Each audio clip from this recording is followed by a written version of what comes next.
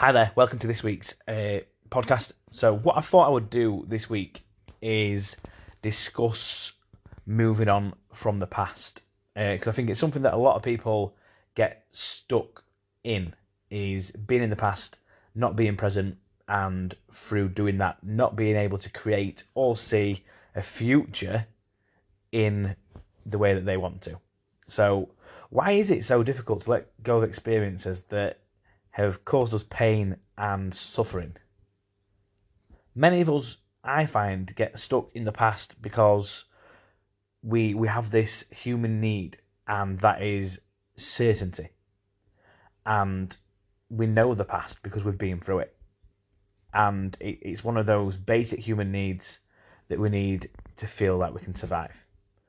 We need to feel a certain way that so we can avoid things that are painful and ideally find some comfort in our lives. But if you think of it, it's actually quite a paradox, because by letting go of the past and moving into the future, we're moving into something that we don't know. And it means coming out of that comfort zone and getting rid of the things that we know and that are familiar, even if they're negative and uncomfortable, and allowing ourselves to be vulnerable and go into the unknown. I think one of the other reasons that it's difficult to let go of the past is the way that information and emotions are linked together.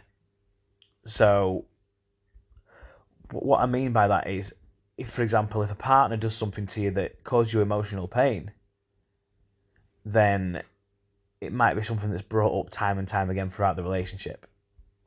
And it's impossible for that other individual to feel like they're winning, because no matter how much the situation tries to be fixed, it still brings it up, and it's still current and painful. But I think sometimes that there is real reasons why people can't let go of the past. It's sometimes that our memory can become blurry when it comes to detail. Few people remember what was happening around something painful or just before.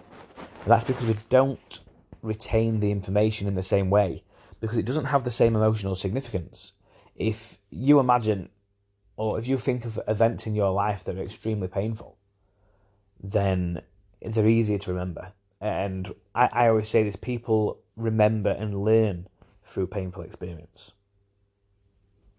So information that's attached to emotion can make a large impression with people.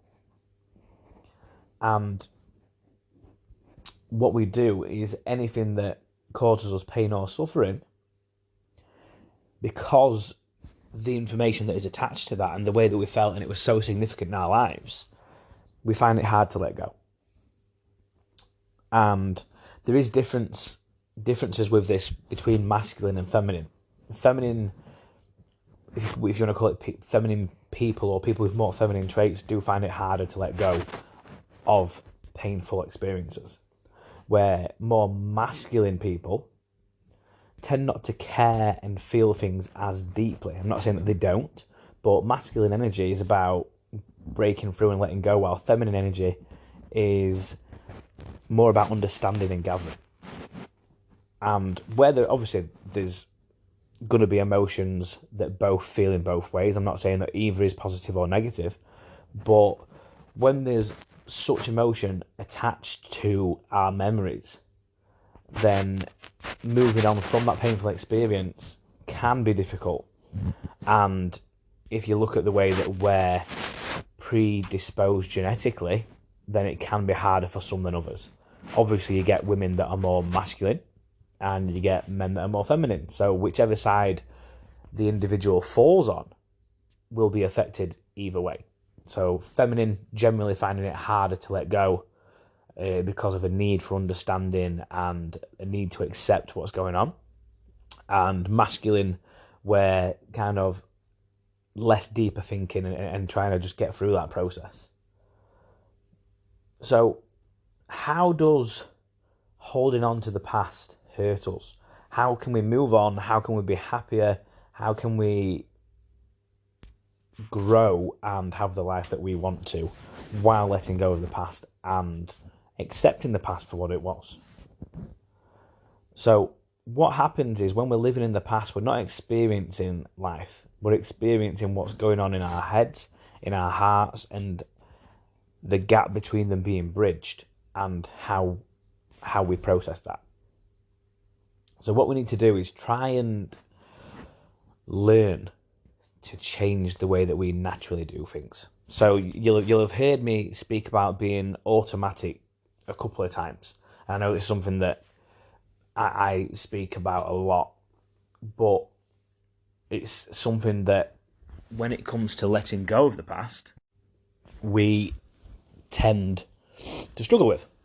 So what we must do initially is, let's say whatever this painful experience it is, loss, divorce, it could be addiction, whatever these things are, we need to turn letting go of them into a priority.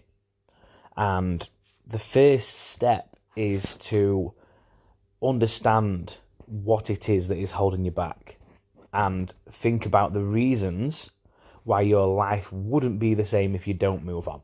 And I previously spoke about emotional clout and the effects of, when goal setting, thinking about the things that you don't want. And what I mean by that is, if you don't take action, this is going to be the same. So if you use weight loss as an example, if I don't start following my diet, I'm going to gain weight, I'm going to be terrible, I'm going to be overweight, I'm going to feel unconfident, my partner's not going to find me sexy, all these things. If you focus on those rather than the actual method of getting to where you want to be, then that's much more effective. So why must you move on, and what exactly are you holding on to so tightly? Is it a failed relationship, for example? Maybe something that someone said to you, and it could be a physical thing, it could be an emotional thing, but you need to understand that once you've identified what is holding you back, you need to understand, why do I need to move on from this? Why will my life be better when I get past this experience? How will it move me forward in life? How will it change my day-to-day relationships? How will it change my stress levels? And how will you feel when you've reached this new chapter in your life? I think that is one of the other things, is you need to practice the feeling of being where you want to be. If you can't do that, if you can't see yourself there, if you can't mentally get past a certain place, you're going to find it very, very hard to move on and be where you want to be. And I think this is one of the most important parts of letting go of the past, is because you're practicing living in the future that you want to live in. And you're gaining some clarity, and that's essential with goal setting. If you've ever listened to any of my goal setting stuff, if you're not crystal clear where you're going, you're not going to get there. So what we need to do is understand the emotions that you're trying to get away from when creating your goal to move on from this particular event or series of events, and start to work that process to bridge the gaps between them and get you to where you want to be and away from where you don't want to stay. And yes, there's going to be things that are difficult, there's going to be things that go wrong, but if you have strong enough values and you accept a new understanding of where you are and where you want to get to, then it should help you stay focused. It should give you that motivation and discipline to be able to get to where you want to be. So another thing that we can do is, and all my clients should be doing this generally anyway, is journal and make this a habit. So the reason I like people to do this is by journaling, by writing down things that's significant in your day. It's one of the best mental health tools that there is, in my opinion, because you can go back through and it becomes a reference guide of significant events, habits, thought processes, where you were. And it's a counselling thing that we use quite a lot, and it's the 5 W's. So what, when, why, where, whom. And it's a great way to understand. So, what is happening? When is it happening? Where am I? Who is there? And whom is causing or not causing the problem, the emotion that is causing you to react in a certain way. And I think by journaling this, you don't have to journal it in that format. Obviously, that can be quite long-winded.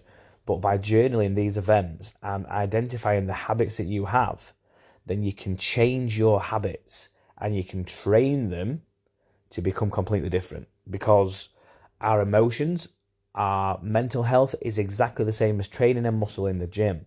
If you don't pump it, it's not going to get any bigger. And what you need to do is you need to be able to get that memory of habit. And once you form the habit, whether good or bad, it will change the outcome. It's like input into a maths equation. If you change the input, the output's different. And that's exactly what we need to do, but with our emotional states. So if you're taking notes of where you are, what you're doing, who you're with, how it feels, then we can start to change the patterns. And I suppose it's a very cognitive way of doing things, but it's a great tool to be able to just change what's going on, change where you're at, and learn to condition yourself and your mind better. So changing your story. And I talk to people about this all the time. If you can rewrite your story, and you can make it empowering, and you can keep yourself in the right position to be able to change the rest of your life and make this a habit of practicing it every day, then what will happen is things will start to go in your favour. And it doesn't matter about anything circumstantial. What I mean is if you can get into the habit of changing your mindset and reviewing in a reference guide fashion the things that you are doing and monitoring, changing, adapting them as you need to, then that sense of achievement, that sense of power, that instead of focusing on getting rid of things that are going on, you'll be focusing on living the better version of yourself, accepting where you're at, understanding the reasons why you've made these changes in order to keep moving forward. So shifting your focus, obviously I've already spoken about this, but if you focus on where you don't want to be, that is exactly what you will feel. And that's exactly what happens when things are circumstantial. If you focus on the circumstances that you don't want, rather than trying to change them, then you will stay there. Understanding what you don't want and focusing on it are two different things. You can't take back experiences, for example, but you can learn from them. You can't go back in time and fix a bad childhood. You can't go back in time and fix a bad relationship. But, as Tony Robbins says, your past does not equal your future. You've got every second of every day is a chance to start over, do something new, do something exciting, be what you want to be, go after the things that you want to go after, have the things that you want, and make the choices that you need to make. And learning how to let go of the past means choosing a different pattern of behaviour, focusing on the things that you want and deserve, and not being in the past.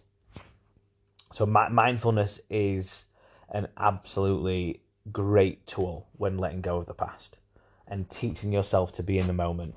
Remember, now is the only time that matters. The future is based on past experience more often than not. And if you're focusing on past experience that is negative, then the future will probably be very much the same. It's all conscious and subconscious thinking. The future exists in our head, the past exists in our head.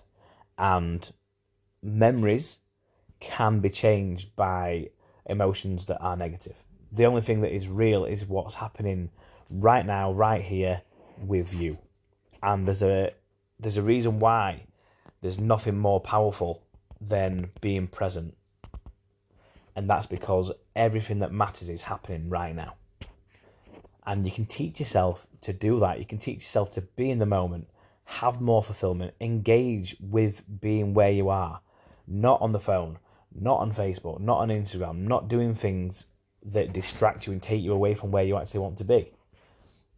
Being mindful learns you to give your attention to what's happening right in front of you and take stock of all the goodness in your life.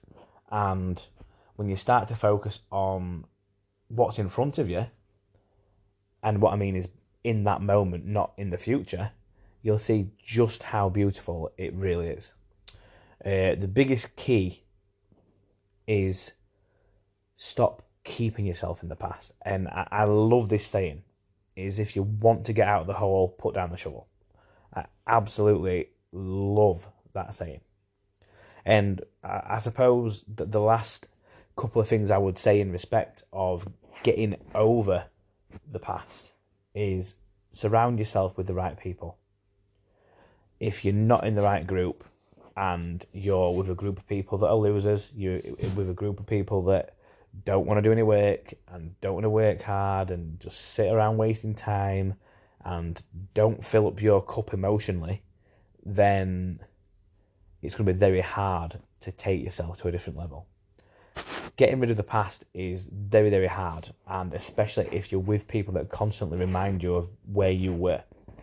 But what you need to do is find a group that lifts you up and surround yourself with people who are committed to going in the direction in life that you want to go in, which it'll be so much easier to do because it's that old saying, isn't it, that show me your friends, I'll show you your future. And I think you need to have the right group. So let go. Find something that is bigger than yourself to dedicate some time to. Create some really strong rituals. Understand why you need to let go of the past in order to make the rest of your life exactly what it wants to be. Look at the things that you already have. Look at what's right in front of you.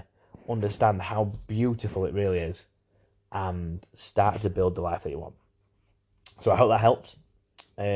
Obviously, we'd love some feedback on it. Anything that you want to speak about, questions, that sort of thing, then let us know. But if you could share the podcast, get it out there, because there's a lot of people that need help, and that's what this is all about. So, cheers.